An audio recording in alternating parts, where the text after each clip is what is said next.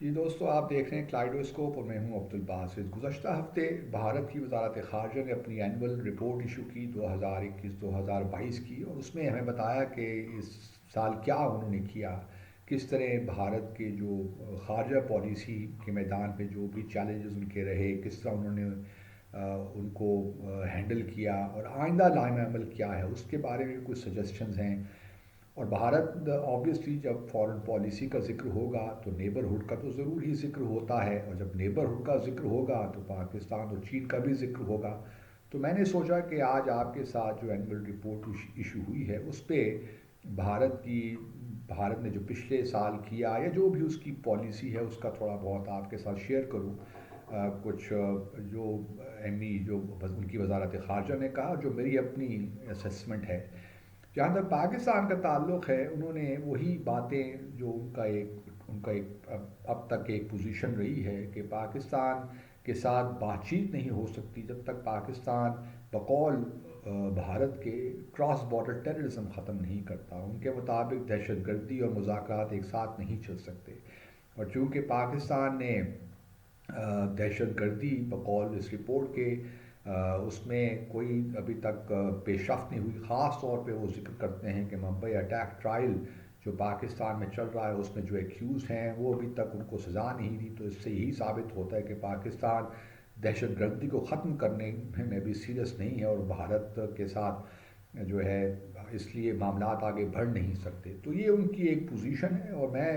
اس حوالے سے ان کو بھارت کو ضرور اپریشیٹ کرتا ہوں کہ انہوں نے اپنی پوزیشن میں ایک کنسسٹنسی رکھی ہوئی ہے، اور دس مسٹ بی اپریشیٹڈ۔ انہوں نے پھر اسی رپورٹ میں یہ بھی ہے کہ سیز فائر ایگریمنٹ جو ہوا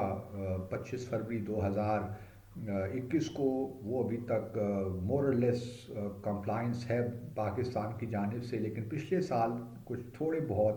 ایسے واقعات ہوئے، کوئی 9-12 کے قریب سیز فائر وائلیشنز بقول ان کے پاکستان کی جانب سے ہوئی۔ اور پھر ان کا یہ بھی کہنا ہے کہ کشمیر اور جموں و کشمیر کا جو تنازع ہے، یا جموں و کشمیر جو ہے، اس میں پاکستان کا کوئی لوکس اسٹینڈ آئے نہیں ہے، کیونکہ یہ ہمارا بھارت کا اندرونی معاملہ ہے، اور ہم اندرونی معاملات میں کسی کے دخل اندازی برداشت نہیں کر سکتے۔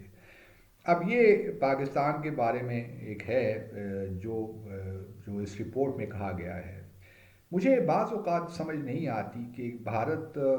کیوں یہ بات کرتا ہے، کیونکہ دیکھیے جہاں تک جموں اور کشمیر کا تنازع ہے، اگر بھارت یہ کہتا ہے کہ وہ اس کا اندرونی معاملہ ہے تو پھر تو بات ہی ختم ہو گئی۔ پھر ہم پچھلے کئی دہائیوں سے جموں اور کشمیر ڈسکس ہی کیوں کر رہے ہیں؟ شملہ ایگریمنٹ میں ہم نے کیوں اس کا ذکر کیا؟ اور باقی آپ جتنی بھی ہماری اسٹیٹمنٹس، جوائنٹ اسٹیٹمنٹس اٹھا کے دیکھ لیجئے تو اس میں جموں اور کشمیر بہرحال ایک کور ڈسپیوٹ کے طور پہ اس کو پیش کیا جاتا رہا ہے۔ اور پھر یہ بھی ہے کہ 2004 سے لے کر 2014 تک ہمارے بھارت کے اور پاکستان کے خصوصی نمائندے بیک چینل پہ اس تنازع کو پریزیڈنٹ پرویز مشرف کا جو 4 پوائنٹ فارمولہ تھا اس کے تحت اس کو حل کرنے کی کوشش کرتے رہے، اور بہت سے لوگوں کے مطابق ایک سلوشن تیار کر لیا گیا تھا، لیکن بہرحال کچھ انٹرنل وجوہات کی وجہ سے وہ اس پہ دستخط نہیں ہو سکے۔ تو اب یہ کہنا ہے کہ جی بھارت کا انٹرنل معاملہ ہے، اندرونی معاملہ ہے، اور پاکستان کا کوئی لوکس اسٹینڈ آئے نہیں ہے، یہ انہیرنٹ کانٹرڈکشن ہے بھارت کی پوزیشن میں۔ تو میں سمجھتا ہوں کہ بھارت کو تھوڑا بہت اس معاملے میں انٹروسپیکشن کرنا چاہیے، اپنی پوزیشن کو ری وزٹ کرنا چاہیے کہ اگر یہ انٹرنل معاملہ ہے تو پھر تو بس جو ہے پھر کیا، پھر مسئلہ ہی کچھ نہیں ہے، پھر ہاسٹیلیٹی جو میوچل ہاسٹیلیٹی ہے اس کی ضرورت ہی نہیں ہے، پھر تو بات ہم کہیں سے کہیں بڑھ جاتے۔ لیکن بھارت کو یہ سوچنا چاہیے کہ اگر وہ چاہتا ہے کہ اس خطے میں ترقی ہو، علاقائی تعاون، اقتصادی تعاون بڑھے، تو اس کے لیے جموں اور کشمیر اور پاکستان بھارت کے درمیان تعلقات کا بہتر ہونا لازمی ہے۔ اور میں ذاتی طور پہ یہ سمجھتا ہوں کہ یہ پاکستان اور بھارت کے درمیان، میں پہلے بھی کئی بار کہتا رہا ہوں، اس وقت تک نارملائز نہیں ہو سکتے جب تک کہ جموں اور کشمیر کا جو تنازع ہے وہ حل نہ ہو، اور وہ حل ہونا چاہیے کشمیریوں کی سیاسی امنگوں کے مطابق۔ اور یہ باقی جتنے بھی ایشوز ہیں وہ سارے ایکچولی جنم لیتے ہیں جموں اور کشمیر تنازع سے ہی، چاہے وہ سیاچن ہو، سرکریک ہو، اور اگر بھارت پاکستان میں دہشت گردی کرتا ہے، کلبھوشن جادیو کی مثال ہمارے سامنے ہے، تو اس کا شاخسانہ بھی جموں اور کشمیر کا تنازع ہے. جب یہ جموں اور کشمیر کا تنازع حل ہو جائے گا تو بات ختم ہو جائے گی. ہمارے باقی تو پیریفرل ایشوز ہیں وہ خود بخود آپ دیکھیں گے حل ہو جائیں گے.